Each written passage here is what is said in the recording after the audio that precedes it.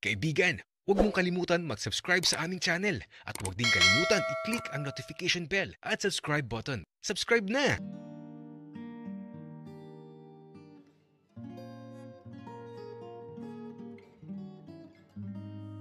Habang nagja-jogging si Kiko, kasama yung epal na si Larry. Eto, inasikaso ko muna si Sarah. Nagpapasama nga si Sarah dun sa silid kung saan ko siya inihatid. Pero di ko siya sinamahan.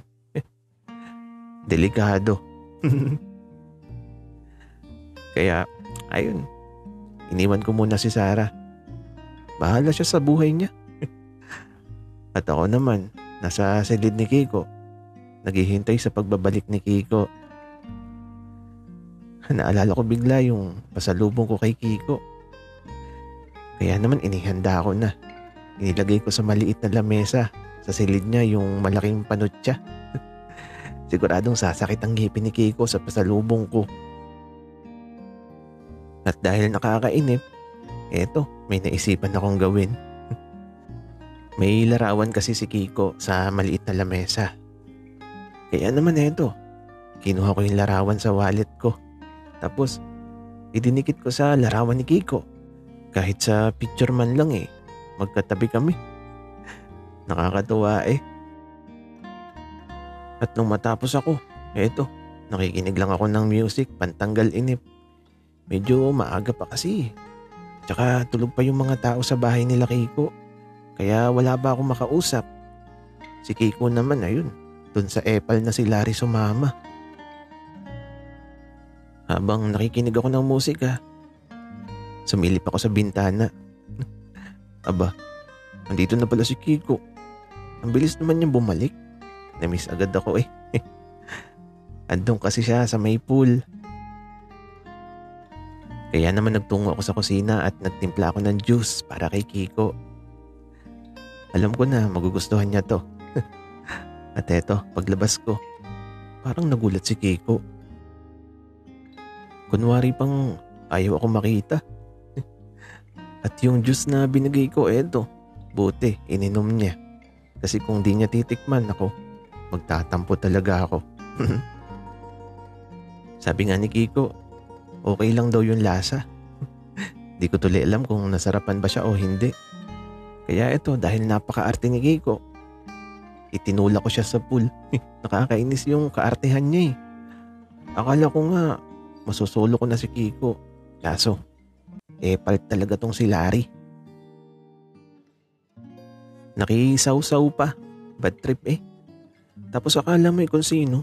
Pakita abs ang loko. Halata namang iniipit lang niya yung tiyan niya. At saka, pakialam ko sa abs niya.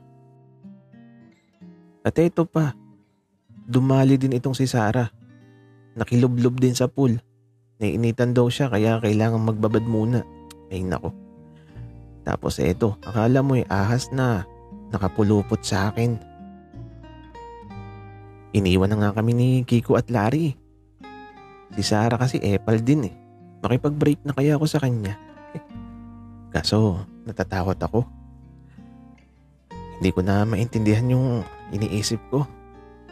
Masyado nang magulo kaya naman umahon na din ako sa pool. Inaya ko na nga si Sarah kaso mamaya na daw siya. Bahala siya sa buhay niya. Nagtungo na ako kaagad sa silid ni Kiko. Di na ako kumatok. Basta, binuksan ko na lang yung pinto. Kasi kasama niya si Larry sa loob Mas maganda na yung buksan agad para makita ang ginagawa. Kaya eto, bubuksan ko na sana yung pintuan kaso nakalak. Parang kinabahan tuloy ako. May ginagawa yatang kalokohan si Larry at Kiko sa loob. Kaya eto, kumatok ako ng kumatok para magambala ko sila. At eto, pagkabukas ng pintuan, si Kiko ang nakita ko. Parang galit, nabitin ata sa ginagawang kalokohan. Sisirain mo ba yung pintuan, Tantan? Bakit ba ang lakas mong kumatok? Wika ni Kiko. Ang tagal mong buksan Ano bang ginagawa niyo ni Larry? at napakatagal mong buksan. Wika ko naman. Ano bang pakialam mo, Tantan? Wika ni Kiko. Di na ako sumagot. Sa halip, umakbang na ako papasok sa loob ng silid ni Kiko. Nasa loob kasi yung mga gamit ko eh.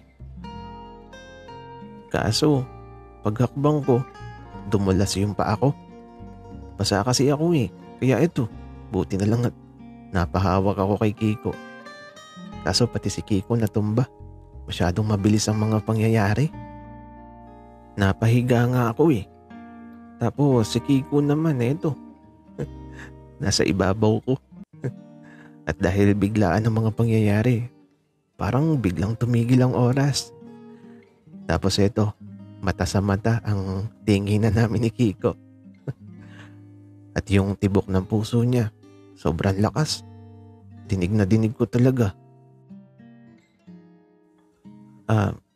Kiko, ang bigat mo pala. Wika ko. Kasi naman, di na umalis sa ibabaw ko si Kiko. Sorry. Wika ni Kiko. Sabay ngiti. Ay nako. Nakita ko din ang mga ngiti ni Kiko. Sa wakas. Tapos ito, tumayo na siya. Tinulungan pa nga niya ako eh. Kaso, napansin ko si Larry. Masama ang tingin niya sa akin. Inggit si Larry. Buti na lang at dumulas yung paa ko. Kahit paano eh, nakita ko yung mga ngiti ni Kiko. Pero, bakit kaya napakalakas ng tibok ng puso niya? Dumadagundong eh, sa sobrang lakas.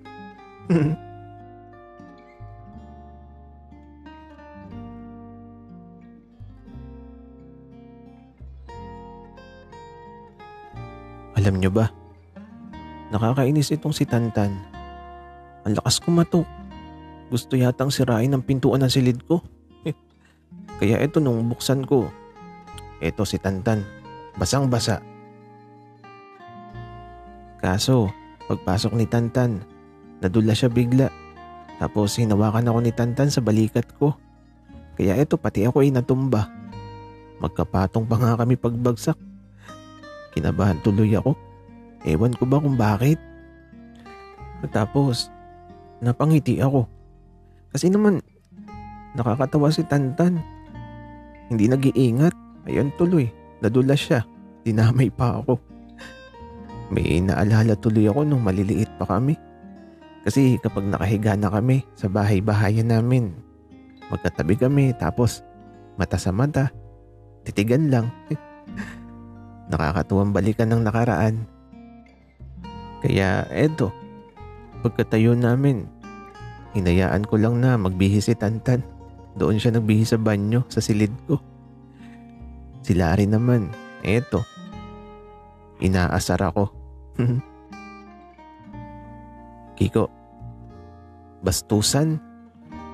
Talagang sa harapan ko pa. Ay naku, kala ko ba galit ka? Pero pumatong ka. Wika ni Larry. Sira ka talaga, Larry. Nadula si Tantan kaya ayun. Wika ko. Bakit parang ang saya mo, Kiko? Ay naku, alis na ako. Bala ka na dyan. Wika ni Larry. Tapos ito, iniwan ako ni Larry. Ano nangyari dun? Nagseselos ba siya? Pagkalabas ni Larry sa silid ko, eto, lumabas naman si Tantan sa banyo. Nakabihis na siya. Tapos parang nagtataka si Tantan kung bakit umalis si Larry. Oh, saan pupunta yun si Larry? Bakit iniwan ka? Wika ni Tantan. Ewan ko dun. Bahala siya sa buhay niya. Di ko siya maintindihan. Wika ko. Tapos si Tantan, isinara yung pintuan ng silid ko. Tapos nakalak. Parang natakot tuloy ako. Oy, Tantan, bakit mo nilak yung pinto? Wika ko. Wala lang. At saka, bakit kapag si Larry ang kasama mo gusto mo na nakalak? Wika naman na Tantan. Si Larry ang may gusto na nakalakang pinto.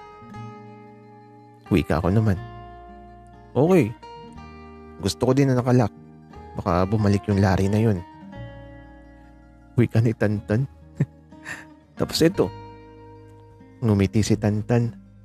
Naalala ko bigla yung unang beses na nakita ko yung mga ngiti niya nung nakilala ko siya. Wala pa din pagbabago. Ganun pa din.